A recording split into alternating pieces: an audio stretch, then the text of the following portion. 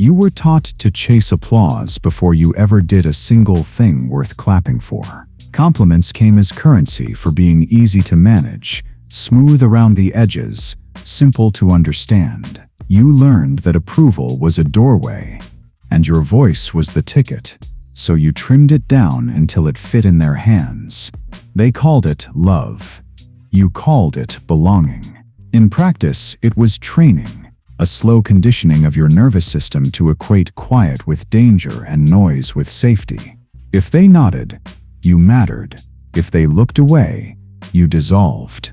This is how a leash gets woven, thread by thread, smile by smile, until one day it feels lighter to perform than to breathe. No one warned you that applause isn't confirmation. It's compliance measured in decibels. The crowd doesn't reward depth. It rewards predictability. It loves mirrors that flatter, not windows that reveal. It will cheer you for being digestible, while starving you for being real. And yet the trap works, because the cheers feel like oxygen. You inhale their praise, and exhale your edges. You speak to be stroked, not to be understood. And each concession seems small, a softer sentence here, a gentler angle there, an edit that makes the message smoother. Small trades accumulate into identity debt. The interest compounds in silence. Then comes the reckoning. Those nights when the room is quiet and you feel strangely weightless, like a costume hanging on a rack. You ask, "Who am I?" when no one is watching. The honest answer scares you because you've outsourced too much. Your confidence to metrics, your direction to consensus, your presence to reception. The gaps widen. The old you whispers from under the makeup, "This isn't power. It's permission masquerading as purpose." Here's the pivot few make. You can keep bargaining with the audience, or you can step off the stage and build a spine that stands without witnesses. The second path feels like freefall at first. No applause to measure progress. No algorithm to tell you if you're on the right track. Just decisions that land with a thud only you can hear. But that thud is real. It's the sound of sovereignty returning to its original owner. Detachment isn't indifference, it's priority. It says, "I will not angle my truth to be palatable." It replaces performance with presence, volume with weight, nice with necessary. And the instant you stop dancing, the world recalibrates in ways you can't predict. Some will label you cold. Others will call you arrogant. Good. Let them rename what they cannot shape. Misinterpretation is the first tax you pay for freedom. There is a quieter danger ahead. Admiration returning in a nicer suit. You inspire me.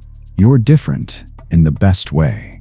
The chain comes back disguised as loyalty. If their praise can lift you, their silence can still break you. The rule is simple.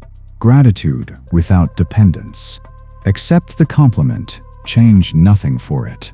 Anchor your behavior to standards, not reactions. Anchor your timeline to mission, not momentum. Anchor your peace to discipline, not approval. This journey is not a speech. It's a sequence of actions you repeat until your nervous system learns to breathe without claps. Silent windows where you work with your phone in another room. Boundaries delivered in one sentence without essays. Decisions that remain decisions even when misunderstood. You will feel the urge to explain. You will feel the itch to tidy their feelings. Resist both. Every justification you don't give is a brick in a wall you'll be grateful to lean on. And something else happens when you stop needing to be seen. Presence becomes gravity. Thumbs adjust to certainty. People orbit conviction. Even those who disagree cannot ignore it. That's the paradox. The moment you detach from applause, the world starts offering it again. This time, you let it fall to the floor. Power ripens in the silence that follows. You move because the path is yours, not because the crowd is loud. If you want the crown that doesn't slide, you must abandon the stage that never ends. If you want a voice that doesn't tremble, you must practice sentences that don't seek shelter. If you want to lead, you must prefer misunderstanding to misuse, solitude to softness, clarity to comfort. In the end, the line is simple and severe. You can be owned by their gaze, or you can be guided by your own law. Choose the leash or choose the axis. Choose applause or choose gravity. Choose the role. The door is open. Walk through in silence. The leash rarely arrives as a chain. It arrives as warmth. Early on, you discovered an exchange rate. Compliance for calm, agreeableness for access. Be easy. Earn smiles. Be sharp. Earn distance. Your body learned faster than your mind, memorizing which tones drew applause and which truths drew the quiet that felt like danger. This is not weakness. It is adaptation. The problem is that adaptation calcifies into identity. You forget you learned a dance and start believing you were born to perform. The world happily affirms this. Institutions prefer predictability over originality. Algorithms prefer frequency over depth. People prefer a reliable version of you they can schedule into their needs. Nothing malicious is required. A gentle nudge here, a grateful comment there, and your decisions begin to bend toward what will keep the calm. You call it diplomacy. It is drift a degree or two off course that over years lands you in a life you never intended to build. The danger isn't that you'll be rejected. Rejection is honest data. The danger is that you'll be continuously approved while continuously erasing yourself. Approval tranquilizes. It tells you you're safe when you're merely silent. Worse, it teaches you to equate love with absence of friction. You begin to believe that if a decision creates tension, the decision is wrong. That's not wisdom. That's pacification. So who profits from your comfort-first compass? Anyone who benefits when you don't set terms. The colleague who knows you'll take the extra load because you avoid letting people down. The friend who expects access without reciprocity because you won't risk the awkward conversation. The audience that rewards a narrower, nicer you because nuance makes them work. Individually, these are small pulls. Collectively, they create a gravitational field that keeps you manageable. Breaking orbit requires a new physics standards that do not move when the room shifts. Start with 3. Keep them specific and unglamorous. I train at this time whether anyone sees it or not. I say no to requests that require explanations I don't owe. These are not slogans. They are levers that pry your days back into your hands. You will fail at them at first. That's normal. The point is not perfection. The point is pressure, consistent pressure in one direction until your system adapts to a new normal. Expect pushback, not because people are cruel, but because ecosystems protect equilibrium. When you stop cushioning the room feels harder. Some will frame your clarity as coldness because they relied on your confusion to feel tall. They will invite you into debates designed to shrink your line into a dotted curve. Decline the invitation, not with contempt, but with closure. A brief no that doesn't ask to be liked. You'll also meet your oldest opponent, the urge to explain. Explanations masquerade as kindness. Often they're fear. Fear of being misread, fear of being seen as ungrateful, fear of losing access to the warm glow of being understood. Resist the reflex. Explanation is not the same as communication. Communicate your decision once, then let the silence do its work. A boundary that requires constant narration isn't a boundary. It's a plea. There's another hidden lever. Private wins. Your dependence on applause didn't just come from people. It came from publicity. You taught your brain to associate progress with public acknowledgement. Retrain it. Build things that never get posted. Journal reps you never screenshot. Read without sharing your highlight reel. The first days are itchy. You'll want to signal. Don't. A week in, you notice something. Winds land deeper when they don't have to be witnessed. They form weight, not waves. When the cage was built slowly, it will not fall loudly. It loosens. One choice at a time, one refusal to perform at a time. One clear sentence delivered without apologetic foam. The absence of clapping reveals a new measure, how solid your decisions feel. An hour later, that feeling is the ground you were missing. Walk on it until your steps stop listening for echoes. Manipulation doesn't always look like schemes and traps. Often it looks like timing. A well-placed compliment right after you compromise. An unexpected coolness right after you assert yourself. The cycle is elementary psychology. Reinforce the behavior you want. Withdraw when you don't get it. Trainers use it on animals. Crowds use it on creators. Families use it without noticing. If your self-worth has an open port for approval, anyone can plug in. Praise isn't the villain. Dependency is. You can appreciate kind words without needing them to function. Dependency starts when praise becomes predictive. You start forecasting reactions and shaping your choices to harvest them. The forecast replaces the compass. You postpone necessary conversations because they won't land well. You release safe ideas because they'll travel farther. You keep old relationships on life support because a severed tie would disturb the peace. In time, you don't just fear losing applause, you fear losing access to the people who control it.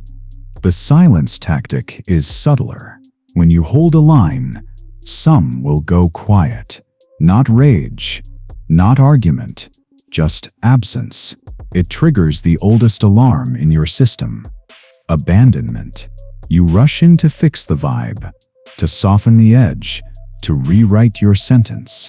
Once you learn that your boundaries buy you distance, you begin to trade them away for presence. This is expensive. Every reversal teaches others that persistence can outlast your clarity. You become negotiable. Negotiable becomes programmable. Audience capture is where this economy goes industrial. Platforms incentivize repetition. More of what worked, less of what stretched you. If you base your identity on that data stream, you become a vendor for whoever orders most. Your edges fade. Your language rounds. You wake up fluent in the crowd's comfort and illiterate in your own convictions. Give them what they want sounds like pragmatism. Often it's a slow erasure with good analytics. How do you deprogram? You don't fight the crowd. You starve the port. Remove the inputs that make you reactive. If you check numbers, set fixed windows, brief, scheduled, unemotional. If you tend to over-explain, pre-write boundary sentences and use them verbatim. If you soften your message to be liked, publish one unedited paragraph a week that says what you mean without sugar. This is not rebellion for its own sake. It's rehab for a nervous system addicted to feedback. Expect the pendulum. After your first firm no, someone will test the boundary with warmth. I totally get it, by the way. Can you just... It's not malicious. It's momentum. Momentum tries to reattach you to the old rhythm. Don't argue with momentum. Don't debate your standard. Repeat the sentence and end the exchange. The more you repeat without justifying, the more your environment learns your new rules. The more you justify, the more it learns your rules are bendable. Notice how admiration can be a velvet version of control. People will tell you you're inspiring, then try to schedule your inspiration. They'll praise your clarity, then invite you to round it for convenience. Take the compliment, leave the choreography. Gratitude doesn't require access. Respect doesn't require proximity. Keep your calendar loyal to your standards, not to the glow of being wanted. Finally, price your nerve correctly. Courage isn't loud. It's consistent. The courage you need isn't the cinematic kind. It's the boring courage of saying the same boundary the same way every time, of refusing to perform curiosity about your own decisions to soothe someone else, of doing the work when no one is watching, and not converting that work into a post. Do this long enough, and the manipulator's economy collapses, not because manipulators disappear, but because the market closes. There's nothing left to sell. Sovereignty sounds like a grand word. In practice, it is granular. It's a morning decision that holds in the afternoon. It's a calendar that reflects priorities, not pressures. It's a message you don't send because the draft was a plea in disguise. Most of all, sovereignty is standards you repeat until they become the floor you stand on, not the ceiling you aspire to. Begin with silent windows, time blocks where you work without any external signal. No notifications, no tabs, no quick peek at reactions. Choose a duration you can actually honor. If that's 40 minutes, perfect. Keep the promise until your brain learns that effort doesn't need witnesses to register as real. This is a nervous system intervention. When you decouple effort from exposure, your mind stops pegging motivation to metrics. Add boundary reps. Write 3 sentences you can deliver without adrenaline. I'm not available for that. That doesn't set work for me. I'm choosing a different direction. No elaboration, no postscript. Use them where you would usually negotiate your own clarity. The goal isn't to win an argument. The goal is to practice being a person whose decisions don't ask for permission to exist. Practice the no-explain rule in low-stakes contexts. Decline a casual plan with one line. Don't fill the silence with reasons aimed at being read kindly. You'll feel the itch to justify. Let it itch. The sensation fades. What remains is a new internal signal. You are no longer for sale through explanation. Introduce a private proof every day. A difficult action whose only witness is you. A hard training session. A page of writing. A difficult call. Record it in a log you never publish. Private proof builds a kind of weight that public applause cannot imitate. It's the difference between foam and stone. Watch your language. Sovereignty leaks through verbs. Replace "I hope I can" with "I'm doing." Replace "if it's okay" with "I've decided." Replace "I feel like maybe" with "I will." This isn't bravado, it's precision. Vague language invites negotiation. Clear language ends it. Expect turbulence. The moment your actions stop bending toward approval, the environment will test the hinge. Some will misread your quiet as contempt. Others will escalate to pull you back to predictable. Neither requires a counter-performance. Silence is not a snub when it anchors a standard. You're not withholding warmth. You're withholding choreography. Finally, set admiration filters. When praise arrives, receive it with a simple thank you. Do not adjust access. Do not accelerate output. Do not soften your next decision to maintain the glow. Let admiration die on contact. The point isn't to disdain appreciation. It's to prevent appreciation from becoming a steering wheel. Sovereignty matures when your day remains recognizable regardless of who is watching. Consistency without witnesses is the signature of someone who can't be purchased. And once you cross that threshold, something curious happens. You begin to prefer rooms where you are not understood immediately. Not because you want to be mysterious, but because you've stopped auditioning. Auditions feel like oxygen to performers. To sovereigns, they feel like altitude sickness. You'd rather breathe. Misunderstanding is not failure. It is proof that you have finally stopped adjusting your truth to be digestible. When you detach from applause, the first currency people try to spend on you is interpretation. They label you, often with words meant to sting: cold, arrogant, distant, harsh, detached. And if you are still wired for approval, those labels feel like wounds. You'll want to step back into the role, to correct the record, to soften the line so their perception of you returns to neutral. But perception is not the goal. Presence is. Consider this: when you explain yourself to preserve someone else's comfort, who benefits, you don't. Your clarity was already intact. They do. They get the relief of believing they read you right, and you pay for it by sanding your edges. This is how you end up deluded, accurately understood, but fundamentally untrue. A sovereign does not chase clarity in their critics' eyes. A sovereign lets critics misfile them, because the filing system was never theirs to begin with. This doesn't mean you embrace cruelty. Cruelty is laziness, dressed as dominance. It's a cheap substitute for clarity. True clarity is firm, not hostile. It holds its line without rehearsing a defense. When you say no, and someone calls you selfish, resist the reflex to rebrand yourself as generous. When you choose silence and they call you dismissive, resist the urge to overtalk to prove your heart. When you act with precision and they call you arrogant, resist the temptation to feign modesty for their peace. Let the label stay. It says more about the lens than the object. The hardest part is that the misunderstanding won't always come from enemies. Often, it comes from the people who claim to love you. They liked the agreeable you, the digestible you, the version that bent in predictable ways. They'll grieve the old script. Their grief will sound like critique. You've changed. You're colder now. You don't feel like yourself anymore. Don't mistake their grief for evidence that you've lost your way. They are mourning access to the version of you that bent for them. That version is gone. Good. Let them grieve.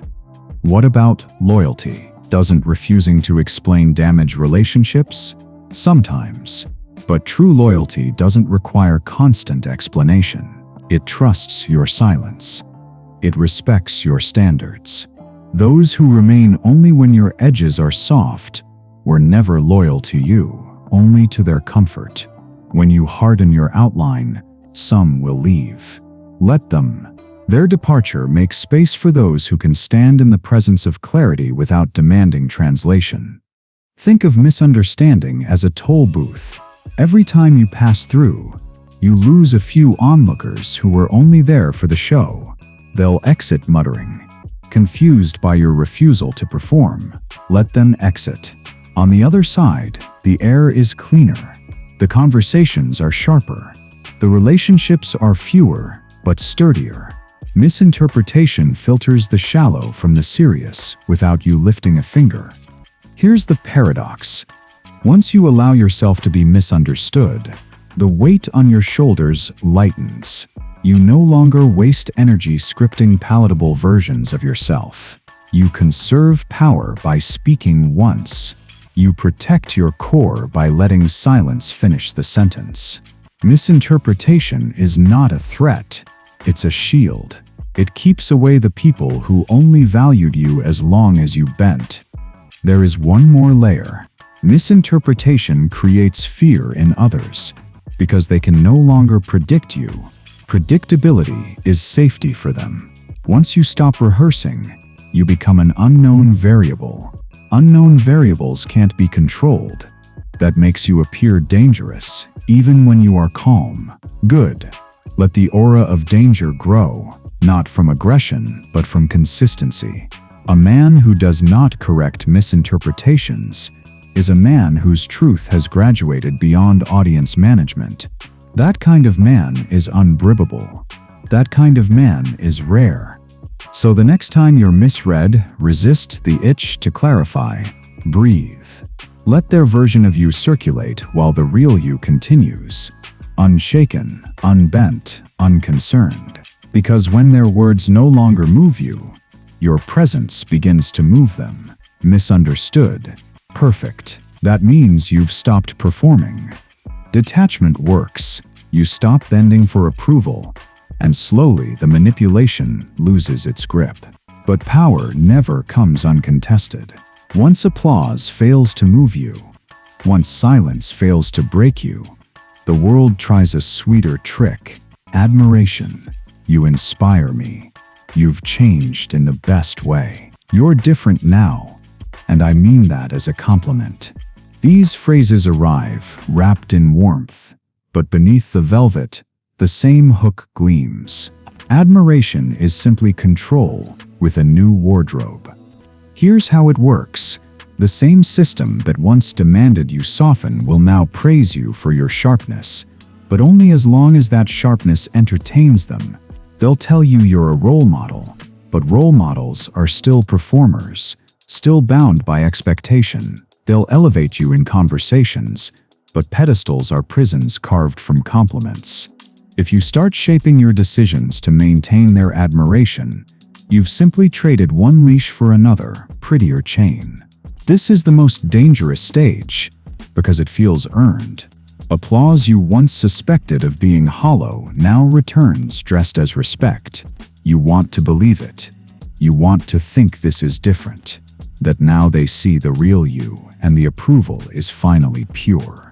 But if your actions start bending to preserve their admiration, it's the same dependency reborn. The leash is still on, it just glitters now. So how do you handle admiration without being owned by it? First, acknowledge it without feeding on it.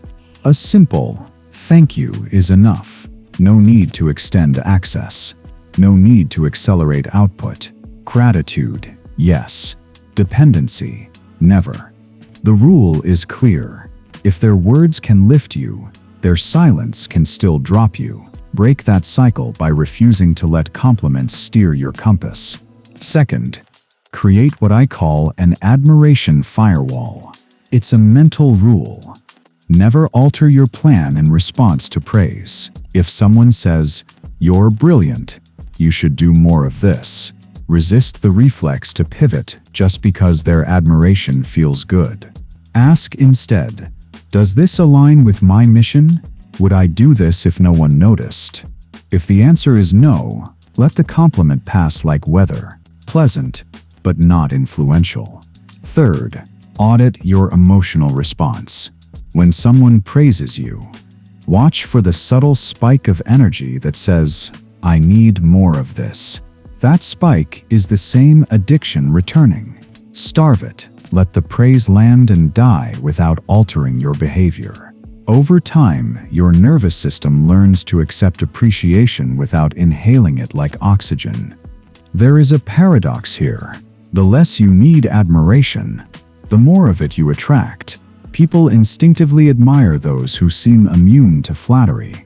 But this creates another test.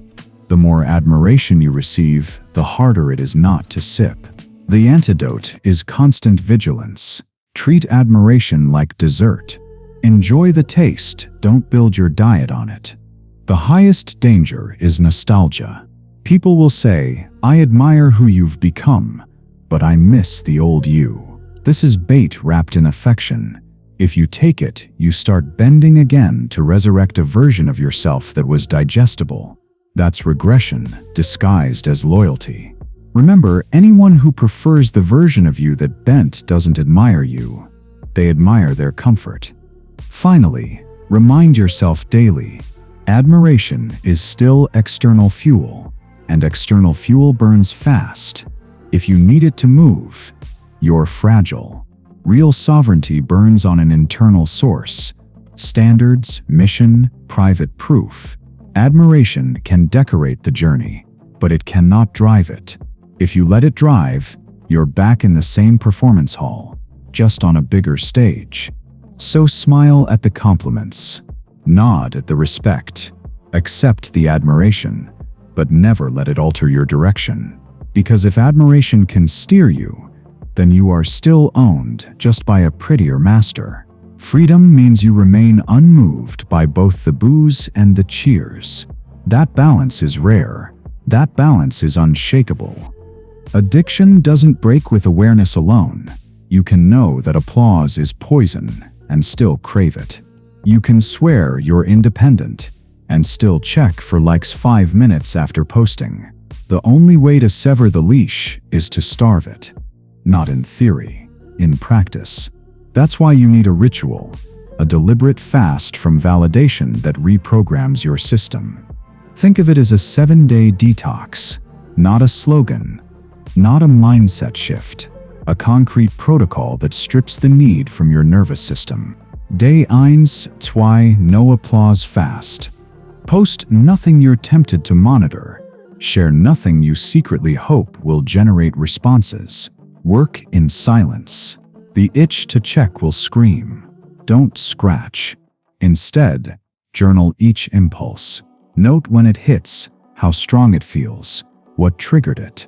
Awareness builds distance. Day 3, silent audit. Today, you pay attention to decisions. How many are forecasts of reactions? If I say this, will they like me? If I wear this, will they approve? For each decision, ask, would I still do this if no one knew?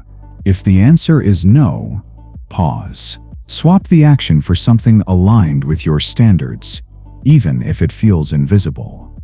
Day 4, boundary reps. Decline one request you would normally accept just to stay agreeable. Do it with one firm, kind sentence. That doesn't work for me. Period. No extended explanation. No follow-up essay. Feel the tension in the silence. Let it stand. That silence is your training ground. Day 5, no explain rule. When someone misreads your action, don't rush in to tidy their feelings. Let them interpret. You'll feel the itch to fix it. Don't. Misinterpretation is a filter. Those who need you to perform will fade. Those who respect you will adapt. Day 6, admiration filter. Compliments will arrive. This time, resist the spike. Say thank you and adjust nothing. Do not accelerate. Do not soften. Do not perform to preserve the glow. Admiration dies on contact with sovereignty. Day 7, sovereign proof. Do one hard thing with 0 witnesses. A workout, a project, a written page. Don't share it. Don't hint at it. Let the accomplishment exist only in your spine. Feel the weight of self-proof. That weight is what you've been chasing in applause. Now it's yours. At the end of 7 days, the addiction won't be gone, but it will be exposed. You'll see how much of your life bent toward applause, how many choices were shaped by invisible audiences. More importantly, you'll feel a strange calm, the quiet confidence of knowing you can move without being moved. Extend the ritual. 7 days become 30. 30 become a lifestyle. Each cycle makes you less programmable, less baited, less owned. This ritual is violent in its simplicity. It cuts the cord directly, and that's why it works. Power doesn't require more applause. It requires less need. Sovereignty is not a new script. It's the refusal to audition at all. When you stop chasing applause, when you starve the leash until it dies, something strange begins to happen. You no longer feel like you're pushing your presence into rooms. The room adjusts around you. That's gravity. True presence does not strain for attention. It bends the space without effort. This is the final turn. You stop acting like a performer and start existing like an axis. What does gravity look like in practice? It's the stillness that changes the air. You walk into a meeting and say nothing for the first 10 minutes, and yet everyone notices you're there. Why? Because gravity doesn't announce itself. It doesn't clamor for notice. It emanates.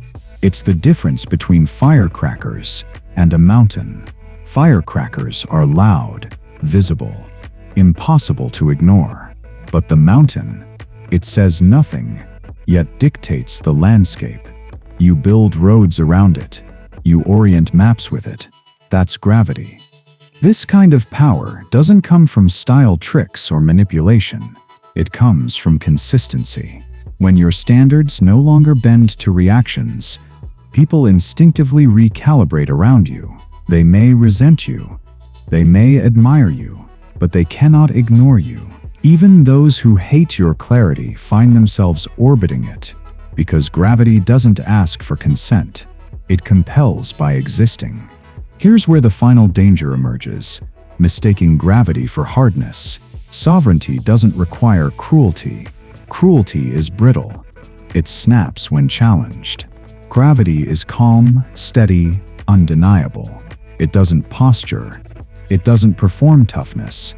It simply remains unmoved. When insults land, gravity doesn't flare up. It absorbs them without flinch. When flattery arrives, gravity doesn't glow. It lets the compliment pass like wind across stone. This neutrality is what makes it terrifying.